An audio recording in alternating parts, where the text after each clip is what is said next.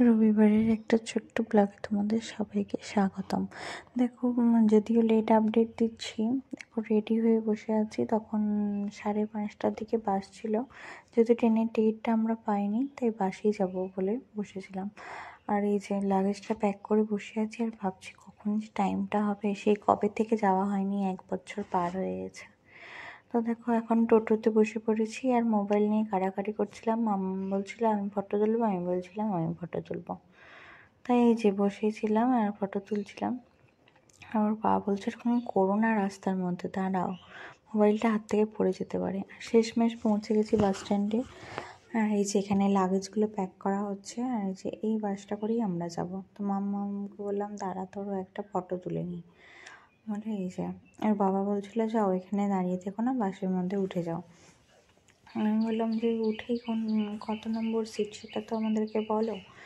বললো যে উঠেই বাঁদিকের সিটটাই আমাদের, প্রথমের বাঁদিকের সিটটাই আমাদের। আমি বললাম ঠিক আছে তাহলে আমরা যাচ্ছি।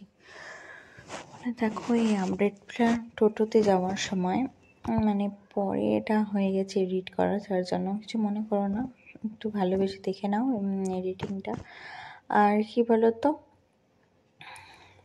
তো এই যে একদম বাসের ভিতরেরকার ফটো, বাসের মধ্যে বসে আছি, খুব আনন্দ হচ্ছিলো যে এতদিন পর বাড়ি যাচ্ছি। যাদের দূরে বিয়ে হয়েছে তারা বোঝো যে কীরকম কষ্ট হয় বাবার বাড়ি না যেতে পারলে। আর জাস্ট বাসটা ছেড়ে মানে স্ট্যান্ড থেকে ছেড়ে রুটের মধ্যে উঠেছে। এই যে দেখো বাসগুলো কি সুন্দর, মানে ট্রেনের থেকেও বেশ ভালো, ভীষণ পরিষ্কার পরিচ্ছন্ন। আর যেখানে দাঁড়াচ্ছিল ধাবাগুলোও না খুব ভালো, পরিষ্কার পরিচ্ছন্ন, ভালো লাগছিল, বেশ ভালোই। মানে জার্নিটা বেশ জার্নি মনে হয়নি, ভালোই লাগছে। আর যেহেতু এসি বাস, কোনো ব্যাপারই ছিল না। আর মানাও তাড়াতাড়ি ঘুমিয়ে পড়েছিল, অসুবিধাও হয়নি। আর এসে দেখো শিলিগুড়ি ছেড়ে বেরিয়ে আসছে, মনটা কেমন জানি করছিল। কিন্তু কি বলতো, এতদিন বাপের বাড়ি যায়নি তো, তার জন্য মনটা ভীষণ খারাপ ছিল।